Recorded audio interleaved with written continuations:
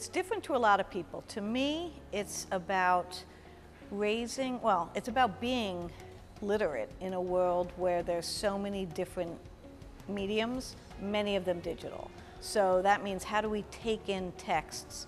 And texts can be anything from what we read in the newspaper, to the books we read, to what we watch on TV, to the commercials we see on TV.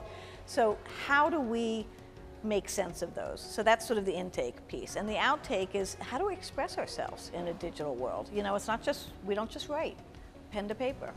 And we don't just type in a word processor. We can create and get our voices heard in many different digital mediums. For me, that's what it is. We definitely use digital tools so that they can express themselves. They, instead of just doing a portfolio of typed up work, they create something on Adobe Spark, which looks almost as beautiful as a magazine that's printed on paper. But with scrolling photography and poetry that they write, and personal narratives and essays, all in one beautifully crafted document. So that's one way. But we use that for writing poetry. We use Adobe products in a couple of different ways. We use Google Classroom. Just everybody in the district is now using Google Classroom as a form of communication, reading each other's work, collaborating. So we use it in that way. Trying to think other ways that we use digital tools. Well, I guess that's why I'm here. I want to learn more digital tools.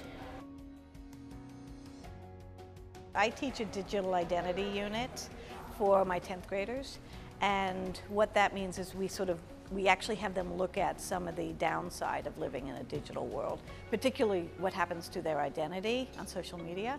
We actually now do a school-wide digital detox day. So we look at a lot of the, what's happening in terms of too much time invested in the tools. And so it's important that we learn that they, are just tools in some ways. And that's kind of why I like this program here, is because it's not about the doom and gloom. It's about how do we actually not treat the digital world as tools, but a whole way of thinking and expressing, so that it doesn't become like a screen, not screen paradigm.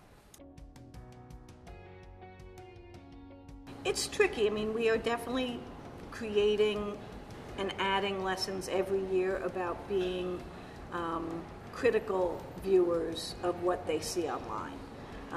And that's skyrocketed in the world of fake news. We teach 1984, though, in a hardcover book.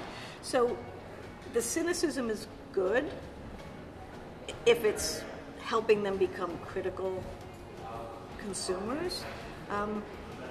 And I would say in some ways there's more cynicism with more of the adults in the world right now. If anything, I'm finding that the teenagers are still a little bit on the gee whiz level, and we still have to work hard to make them critical consumers.